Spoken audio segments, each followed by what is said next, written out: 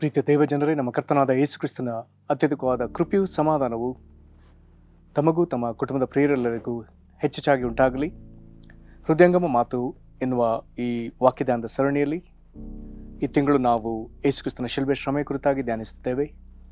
ಇದನ್ನು ನಾವು ಧ್ಯಾನಿಸುವಂಥ ದೇವರ ವಾಕ್ಯದ ಭಾಗ ಫಿಲಿಪ್ಪಿಯರಿಗೆ ಬರೆದ ಪತ್ರಿಕೆ 2ನೇ ಅಧ್ಯಾಯ 6ನೇ ವಚನದಿಂದ 8ನೇ ವಚನದವರೆಗೆ. ಫಿಲಿಪ್ಪಿಯವರಿಗೆ ಬರೆದ ಪತ್ರಿಕೆ 2ನೇ ಅಧ್ಯಾಯ 6ರಿಂದ 8 ವಚನಗಳವರೆಗೆ. ಆತನು ದೇವ ಸ್ವರೂಪನಾಗಿದ್ದರೂ ದೇವರಿಗೆ ಸರಿ ಸಮಾನನಾಗಿರುವುದೆಂಬ ಅಮೂಲ್ಯ ಪದವಿಯನ್ನು ಬಿಡಲೊಲ್ಲೆನು ಎಂದೆಣಿಸದೆ ತನ್ನನ್ನು ಬರಿದು ಮಾಡಿಕೊಂಡು ದಾಸನ ರೂಪವನ್ನು ಧರಿಸಿಕೊಂಡು ಮನುಷ್ಯರಿಗೆ ಸದೃಶ್ಯನಾದನು. ಹೀಗೆ ಆತನು ಆಕಾರದಲ್ಲಿ ಮನುಷ್ಯನಾಗಿ ಕಾಣಿಸಿಕೊಂಡಿದ್ದಾಗ ತನ್ನನ್ನು ತಗ್ಗಿಸಿಕೊಂಡು ಮರಣವನ್ನು, ಅಂದರೆ ಶಿಲುಬೆಯ ಮರಣವನ್ನಾದರೂ ಹೊಂದುವಷ್ಟು ವಿಧೇಯನಾದನು. ಈ ವಾಕ್ಯಗಳನ್ನು ಗ್ರಹಿಸುವುದಕ್ಕೆ ದೇವರ ಆತ್ಮನು ನಮ್ಮನ್ನು ಬಲಪಡಿಸಲಿ, ಆತನು ನಮಗೆ ಬೋಧಿಸಲಿ. ದೇವರು ನಮಗೆ ತನ್ನ ಜ್ಞಾನವುಳ್ಳ ಆತ್ಮವನ್ನು ಅನುಗ್ರಹಿಸಿ ನಮ್ಮ ಮನೋನ್ನತಗಳನ್ನು ಬೆಳಗಿಸಲಿ.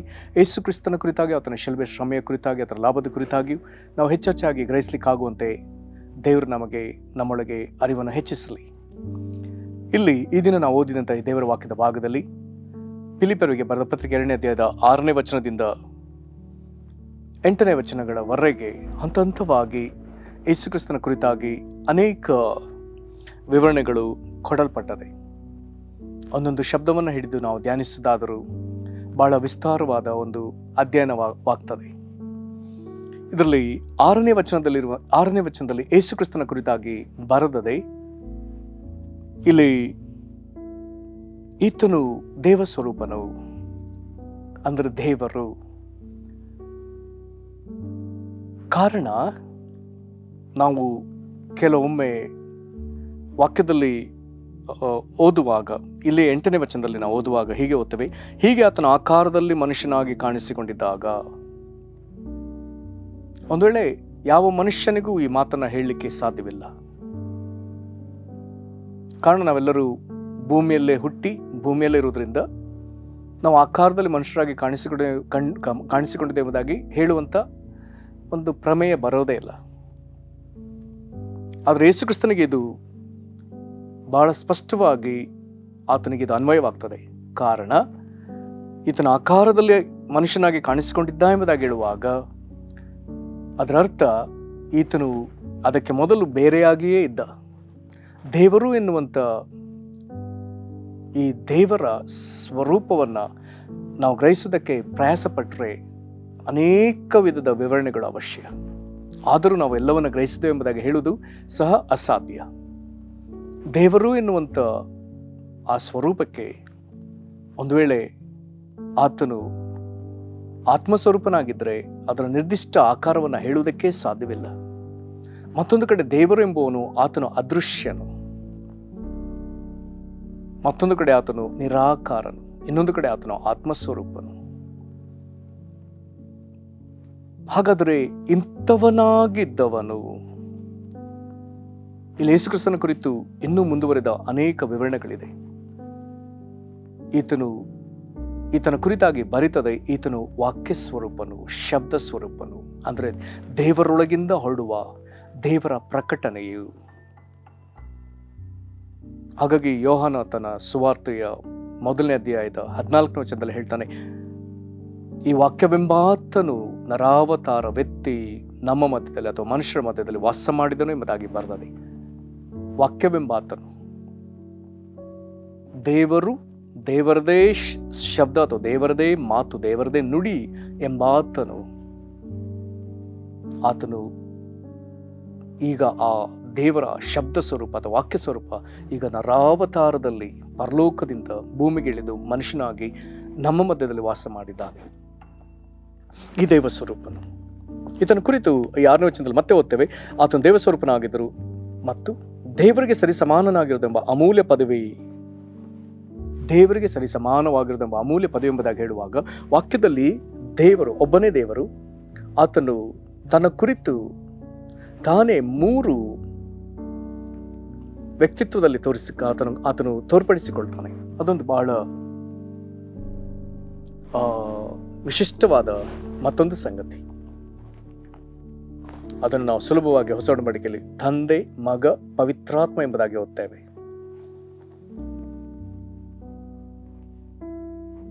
ಅದನ್ನು ತಂದೆ ಎಂಬುದಾಗಿ ಹೇಳುವಾಗ ತಂದೆಯ ಚಿತ್ತ ನಮಗೆ ಕಾಣ್ತದೆ. ಮಗನು ಎಂಬುದಾಗಿ ಹೇಳುವಾಗ ಆ ತಂದೆ ಎಂಬುದಾಗಿ ಹೇಳುವಾಗ ದೇವರ ಚಿತ್ರ ಕಾಣ್ತದೆ. ಮಗನು ಎಂಬುದಾಗಿ ಹೇಳುವಾಗ ದೇವರ ವಾಕ್ಯ ಕಾಣ್ತದೆ.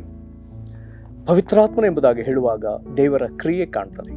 ಮತ್ತೊಮ್ಮೆ ಹೇಳ್ತಾನೆ, ತಂದೆ ಎನ್ನುವಾಗ ದೇವರ ಚಿತ್ತವು, ಮಗನು ತಂದೆಯಾದ ದೇವರ ಎನ್ನುವಾಗ ದೇವರ ಚಿತ್ತವು, ಮಗನಾದ ದೇವರ ಎನ್ನುವಾಗ ದೇವರ ವಾಕ್ಯವು, ಪವಿತ್ರಾತ್ಮನಾದ ದೇವರು ಎಂಬುದಾಗಿ ಹೇಳುವಾಗ ದೇವರ ಕ್ರಿಯೆಯು. ದೇವರ ಚಿತ್ತ, ದೇವರ ವಾಕ್ಯ, ದೇವರ ಕ್ರಿಯೆ. ದೇವರ ಚಿತ್ತವೆಂಬುದು ದೇವರ ವಾಕ್ಯದಲ್ಲಿ ಪ್ರಕಟವಾಗ್ತದೆ. ದೇವರ ವಾಕ್ಯವು ಪ್ರಕಟವಾಗುವಾಗ ಅದು ಕ್ರಿಯೆಯಲ್ಲಿ ನಮಗೆ ತೋರ್ಪಡ್ತದೆ.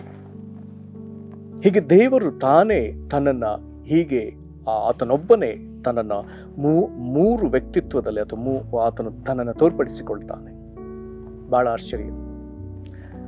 ನಮ್ಮ ಕುರಿತಾಗಿ ಬರ್ತದೆ, ನಾವು ಆತ್ಮ, ಪ್ರಾಣ, ಶರೀರ ಉಳ್ಳವರು. ನಮಗೆ ಆತ್ಮವೂ ಇದೆ, ಪ್ರಾಣವೂ ಇದೆ, ಶರೀರವೂ ಇದೆ. ಇರಲಿ. ಹಾಗಾದರೆ ಇಲ್ಲಿ ಈ ದೇವಸ್ವರೂಪನು, ಅಖಂಡವಾಗಿ ದೇವಸ್ವರೂಪನು ಇಲ್ಲಿ ದೇವರಿಗೆ ಸರಿಸಮಾನನೆಂಬುದಾಗಿ ಹೇಳುವಾಗ ಯೇಸು ಕ್ರಿಸ್ತನು ತಂದೆಯಾದ ದೇವರೊಂದಿಗೂ ಪವಿತ್ರಾತ್ಮನಾದ ದೇವರೊಂದಿಗೂ ಈತನು ಸರಿಸಮಾನವಾದ ಪದವಿಯಲ್ಲಿ ಇದ್ದವನು. ಈತನು ಏನು ಮಾಡಿದ್ದಾನೆ? ಈತನು ತನ್ನ ಅಮೂಲ್ಯವಾದ ಪದವಿಯನ್ನ, ತನ್ನ ಮಹಿಮೆಯನ್ನ ಆತನು ಬಿಟ್ಟು, ಆತನು 7ನೇ ವಚನದಲ್ಲಿ ತನ್ನನ್ನು ಬರಿದು ಮಾಡಿಕೊಂಡ ಎಂಬುದಾಗಿ ಬರೆದದೆ. ಈ ಕೀರ್ತನೆ 97ನೇ ಅಧ್ಯಾಯವನ್ನು ನಾವು ಓದುವಾಗ ಅಲ್ಲಿ ದೇವರ ಮಹಿಮೆ ಬಗ್ಗೆ ಒಂದು ಮಾತನ್ನು ನಾವು ಓದ್ತೇವೆ. ಕೀರ್ತನೆ 97:5 ಸಾರ್ವಭೌಮನಾದ ಯೆಹೋವನ ಎದುರಿನಲ್ಲಿ ಪರ್ವತಗಳು ಮೇಣದಂತೆ ಕರಗಿ ಹೋದವು. ದೇವರು ತನ್ನ ಮಹಿಮೆಯಿಂದ ಇಳಿದು ಬಂದರೆ ದೊಡ್ಡ ದೊಡ್ಡ ಪರ್ವತಗಳು ಮೇಣದಂತೆ ಕರಗಿ ಹೋಗ್ತದೆ ಎಂಬುದಾಗಿ ಬರ್ತದೆ.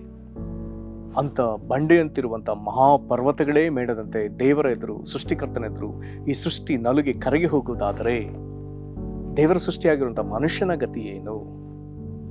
ಹಾಗಾದರೆ ಇಂಥ ಮಹಾಮಹಿಮೆ, ಸಾಮರ್ಥ್ಯ, ಪ್ರಭಾವ, ಭೀಕರತೆಯಿಂದ ತುಂಬಿರುವ ದೇವರು ಈಗ ತನ್ನ ಅಂತ ಭಯಂಕರ ಮಹಿಮೆಯನ್ನು ಬಿಟ್ಟು ತನ್ನನ್ನು ಬರಿದು ಮಾಡಿಕೊಂಡು ಆತನು ಭೂಮಿಗೆ ಬಂದಿದ್ದಾನೆ. ತನ್ನನ್ನು ಬರಿದು ಮಾಡಿಕೊಂಡು ದಾಸನ ರೂಪವನ್ನು ಧರಿಸಿಕೊಂಡು ಮನುಷ್ಯರಿಗೆ ಸದೃಶನಾದ ಆತನು ಮನುಷ್ಯನಾಗಿ ಹುಟ್ಟಿ ಬಂದ. ಆದರೆ ಮನುಷ್ಯರಿಗೆ ತಾನು ಕಾಣಿಸಿಕೊಂಡದ್ದು ಆತನು ಯಾವುದೋ ಒಂದು ಉನ್ನತ ಪದವಿಯಲ್ಲ, ಬಹಳ ದೀನತೆಯಿಂದ ದಾಸನಾಗಿ ಕಾಣಿಸಿಕೊಂಡಿದ್ದಾನೆ. ದೇವರಿಗೆ ಸ್ತೋತ್ರ. ಇದನ್ನು ಮನುಷ್ಯನಿಗೆ ಸದೃಶನಾದ. ಹೀಗೆ ಮನುಷ್ಯನಿಗೆ ಕಾಣಿಸಿಕೊಂಡ ಈ ದೇವರು ಏನು ಮಾಡಿದ್ದಾನೆ? ಈಗ 8ನೇ ವಚನಕ್ಕೆ ಬರುವಾಗ ಹೀಗೆ ಆತನ ಆಕಾರದಲ್ಲಿ ಮನುಷ್ಯನಾಗಿ ಕಾಣಿಸಿಕೊಂಡಿದ್ದಾಗ, ಮಹಾಮಹಿಮೆಯುಳ್ಳ ದೇವರು ಈಗ ಆಕಾರದಲ್ಲಿ ಒಬ್ಬ ಸಾಧಾರಣ ಮನುಷ್ಯನಂತೆ ಕಾಣಿಸಿಕೊಂಡಿದ್ದಾಗ ಆತನು ತನ್ನನ್ನು ತಗ್ಗಿಸಿಕೊಂಡಿದ್ದಾನೆ. ದೇವರ ಎದುರು ತಗ್ಗಿಸಿಕೊಂಡಿದ್ದಾನೆ, ಇಸ್ರಾಯೇಲರ ಎದುರು ತಗ್ಗಿಸಿಕೊಂಡಿದ್ದಾನೆ, ಇತರ ಜನರ ಎದುರು ತಗ್ಗಿಸಿಕೊಂಡಿದ್ದಾನೆ, ಶಿಷ್ಯರ ಎದುರು ತಗ್ಗಿಸಿಕೊಂಡಿದ್ದಾನೆ, ದುಷ್ಟರ ಎದುರು ತನ್ನನ್ನು ತಗ್ಗಿಸಿಕೊಂಡಿದ್ದಾನೆ, ಕ್ರೂರ ಮನುಷ್ಯರ ಎದುರು ತನ್ನನ್ನು ತಗ್ಗಿಸಿಕೊಂಡಿದ್ದಾನೆ, ಶಿಲುಬೆಯಲ್ಲಿ ಆತನನ್ನು ಹಿಂಸಿಸುವವರ ಎದುರು ಆತನು ತಗ್ಗಿಸಿಕೊಂಡಿದ್ದಾನೆ. ಎಲ್ಲರ ಎದುರು ತಗ್ಗಿಸಿಕೊಂಡು ಮರಣವನ್ನೆಂದರೆ ಶಿಲುಬೆಯ ಮರಣ, ಬಹಳ ಕ್ರೂರ ಮರಣ, ಬಹಳ ಕ್ರೂರವಾದ ಮರಣ ಶಿಕ್ಷೆ. ಈ ಶಿಕ್ಷೆನ ದೇವರು ಈತನಿಗೆ ವಿಧಿಸುವಾಗ ಅದಕ್ಕೆ ಆತನು ವಿಧೇಯನಾಗಿದ್ದಾನೆ. ದೇವರು ತಂದೆಯಾದ ದೇವರು ತನ್ನ ಮಗನು ಇದೆಲ್ಲವನ್ನು ಅನುಭವಿಸಬೇಕೆಂಬುದಾಗಿ ಆತನು ಮಗನಿಗೆ ನೇಮಿಸಿದ. ಅದೆಲ್ಲದಕ್ಕೂ ಆತನು ಬದ್ಧನಾಗಿ ವಿಧೇಯನಾದ. ಕಾರಣ ನಮ್ಮನ್ನ ದೇವರಿಗೆ ಸಂಪಾದಿಸಿಕೊಡುವುದಕ್ಕಾಗಿ, ನಾವೆಲ್ಲರೂ ಕಳೆದು ಹೋಗಿದ್ದವರು, ನಮ್ಮನ್ನು ಸಂಪಾದಿಸಿಕೊಡುವುದಕ್ಕಾಗಿ ಯೇಸು ಎಲ್ಲಾ ಬಾಧೆಯನ್ನು ಅನುಭವಿಸಿದ. ಹಾಗಾಗಿ ಆತನಿಗೆ ದೊರೆತಂತ ಮಹಾ ಹಿರಿಮೆಯನ್ನ 9ನೇ ವಚನದಲ್ಲಿ ಓದ್ತೇವೆ. ಈ ಕಾರಣದಿಂದ ದೇವರು ಆತನನ್ನು ಅತ್ಯುನ್ನತ ಸ್ಥಾನಕ್ಕೆ ಏರಿಸಿ ಎಲ್ಲಾ ಹೆಸರುಗಳಿಗಿಂತ ಶ್ರೇಷ್ಠವಾದ ಹೆಸರನ್ನು ಆತನಿಗೆ ದಯಪಾಲಿಸಿದ್ದಾನೆ. ಈಗ ಯೇಸುವಿನ ಹೆಸರೇ ಎಲ್ಲಾ ಹೆಸರುಗಳಿಗಿಂತ ಶ್ರೇಷ್ಠವಾದ ಹೆಸರೆಂಬುದಾಗಿ ದೇವರು ವಾಕ್ಯ ಹೇಳ್ತದೆ. ಆತನ ಸ್ಥಾನವೇ ಅತ್ಯುನ್ನತ ಸ್ಥಾನ. ತಂದೆಯಾದ ದೇವರು ತನ್ನ ಬಲಪಾರ್ಶ್ವದಲ್ಲಿ ಈ ಅತ್ಯುನ್ನತ ಸ್ಥಾನವನ್ನು ಇರಿಸಿದ್ದಾನೆ. ಆತನು ಒಬ್ಬನಿಗೆ ಮಾತ್ರ ಕೊಡಲಿಕ್ಕೆ ಸಾಧ್ಯ, ಅದು ಕ್ರಿಸ್ತನಿಗೆ. ಆ ಕ್ರಿಸ್ತನು ದೇವಾದಿದೇವನು, ದೇವರ ಮಗನು, ವಾಕ್ಯ ಸ್ವರೂಪನು. ಆತನು ನಮ್ಮನ್ನು ದೇವರಿಗೆ ಸಂಪಾದಿಸಿಕೊಡುವುದಕ್ಕಾಗಿ ಆತನು ತನ್ನನ್ನು ತಗ್ಗಿಸಿಕೊಂಡು ಪರಲೋಕದಿಂದ ಭೂಮಿಗೆ ಬಂದು ಆತನು ಮರಣವನ್ನು ಅನುಭವಿಸಿ ಸಮಾಧಿಯಾಗಿ ಪಾತಾಳಕ್ಕೆ ಹೋಗುವಷ್ಟು ತನ್ನನ್ನು ತಗ್ಗಿಸಿಕೊಂಡವನು. ಈಗ ದೇವರು ಆತನನ್ನು ಪುನರುತ್ಥಾನಗೊಳಿಸಿದಾಗ ತಿರುಗಿ ಆತನು ಭೂಮಿಗೆ ಬಂದ ನಂತರದಲ್ಲಿ ದಿವ್ಯಾರೋಹಣವಾಗಿ ಈಗ ತಂದೆಯಾದ ದೇವರ ಬಲಪಾರ್ಶ್ವದಲ್ಲಿ ಆ ಮಹಿಮಾ ಪದವಿಯನ್ನು ಅಲಂಕರಿಸಿ ಈಗ ಆತನೇ ಎಲ್ಲ ಅದರ ಮೇಲೆ ಒಡೆಯನಾಗಿದ್ದಾನೆ. ಆದುದರಿಂದ ಮುಂದೆ ಬರೆದದೆ, ಆದುದರಿಂದ ಸ್ವರ್ಗ, ಮರ್ತ್ಯ, ಪಾತಾಳ, ಸ್ವರ್ಗಲೋಕದವರು, ಮರ್ತ್ಯಲೋಕ ಅಂದರೆ ಮರಣ ಅನುಭವಿಸಿದ ಈ ಲೋಕ ಮತ್ತು ಪಾತಾಳಗಳಲ್ಲಿರುವವರೆಲ್ಲರೂ ಯೇಸುವಿನ ಹೆಸರಿನಲ್ಲಿ ಅಡ್ಡಬಿದ್ದು ಯೇಸು ಕ್ರಿಸ್ತನನ್ನು ಒಡೆಯನೆಂದು ಪ್ರತಿಜ್ಞೆ ಮಾಡಿ ತಂದೆಯಾದ ದೇವರಿಗೆ ಘನವನ್ನು ಸಲ್ಲಿಸುವರು.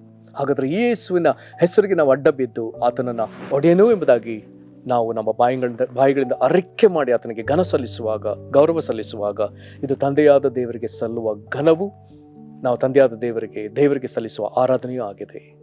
ಪ್ರಿಯರೇ, ಎಲ್ಲ ಕಾರ್ಯಗಳಿಗಾಗಿ ನಾವು ದೇವರಿಗೆ ಸ್ತೋತ್ರ ಸಲ್ಲಿಸೋಣ, ಪ್ರಾರ್ಥನೆ ಮಾಡೋಣ. ಮಹಾಕೃಪೆಗಳ ಪರಲೋಕ ತಂದೆ, ನಿನ್ನ ಮಹಾಗಣವುಳ್ಳ ನಾಮಕ್ಕೆ ನಾವು ನಿನಗೆ ಸ್ತೋತ್ರ ಸಲ್ಲಿಸುತ್ತೇವೆ. ದೇವಾದಿದೇವನೇ, ನೀನು ದೇವಾದಿದೇವನಾಗಿದ್ದು ತಂದೆಯಾದ ದೇವರಿಗೂ ಪವಿತ್ರಾತ್ಮನಿಗೂ ಸರಿ ಸಮಾನವಾದ ಪದವಿ ಹೊಂದಿದವನು. ನೀನು ನಿನ್ನ ಮಹಿಮೆಯನ್ನು ಬಿಟ್ಟು ನಿನ್ನನ್ನು ಬರೆದು ಮಾಡಿಕೊಂಡು ಕರ್ತನಿ ದಾಸನ ರೂಪ ಧರಿಸಿಕೊಂಡು ನಮಗೆ ಕಾಣಿಸಿಕೊಂಡವನು. ನಮ್ಮನ್ನು ದೇವರಿಗೆ ಸಂಪಾದಿಸಿಕೊಳ್ಳುವುದಕ್ಕಾಗಿ ನೀನು ಮರಣವನ್ನು, ಅದರ ಶಿಲುಬೆ ಮರಣ ಹೊಂದುವಷ್ಟು ತಗ್ಗಿಸಿಕೊಂಡವನಪ್ಪ. ಹೀಗೆ ತಗ್ಗಿಸಿಕೊಂಡ ನಿನ್ನನ್ನು ಅಪ್ಪ ತಂದೆಯಾದ ದೇವರು ಮಹಿಮೆ ಪಡಿಸೋದಕ್ಕಾಗಿ ಸ್ತೋತ್ರ. ತಂದೆಯಾದ ದೇವರ ಯೇಸು ಕ್ರಿಸ್ತನಿಗೆ ನೀನು ಮಹಿಮಾ ಪದವಿಯನ್ನು, ಅತ್ಯುನ್ನತ ಸ್ಥಾನವನ್ನು, ಅತಿ ಶ್ರೇಷ್ಠ ನಾಮವನ್ನು ಕೊಟ್ಟು ಕರ್ತನೆ, ನಾವು ಆತನ ಹೆಸರಿಗೆ ಅಡ್ಡ ಬಿದ್ದು ಯೇಸು ಕ್ರಿಸ್ತನೇ ಒಡೆಯನೆಂಬುದಾಗಿ ನಾವು ಪ್ರತಿಜ್ಞೆ ಮಾಡಿ ತಂದೆಯಾದ ದೇವರೇ ನಿನಗೆ ಘನವನ್ನು ಸಲ್ಲಿಸ್ತೇವೆ. ನಿನಗೆ ಮಹಿಮೆ ಆಗಲಿ ಸ್ವಾಮಿ. ಕರ್ತನೆ, ಯೇಸು ಕ್ರಿಸ್ತನ ನಂಬಿದವರಿಗೆ ನೀನು ಪವಿತ್ರಾತ್ಮ ದಾನ ಕೊಡುವಂಥ ದೇವರು. ಕರ್ತನೆ, ನಮಗೆ ಯಥೇಚ್ಛವಾಗಿ ಅನುಗ್ರಹಿಸು.